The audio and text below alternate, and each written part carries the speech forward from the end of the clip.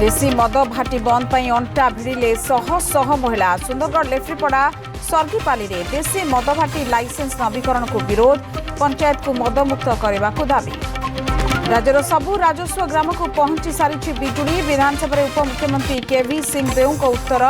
2024 परठू 35,741 परिवार को दिया बिजुली संजोग मयूरभंज में सर्वाधिक 3,636 परिवार उपकृत बजेट अधिवेशन द्वितीय दिन मंडी समस्या और इनपुट सहायता को नहीं सरकार को घेरिले विरोधी सामिल हेले अरविंद फ्लाकार्ड धरी नाराबाजी अपराह 4टा जाए गृह मुलतवी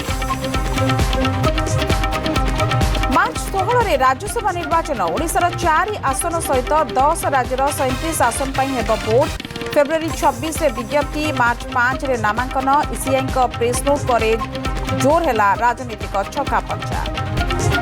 शेषला युक्त 2 प्रथम दिन परीक्षा मातृभाषा परीक्षा देले विज्ञान छात्र छात्री सेंटर बुलिले मंत्री कालीठू मैट्रिक परीक्षा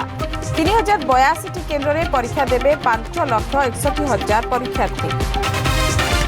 T20 विश्वकप आज भारत नेदरलैंड टक्कर सुपर 8 रे प्रवेश कर सारी टीम इंडिया सुपर 8 आसंता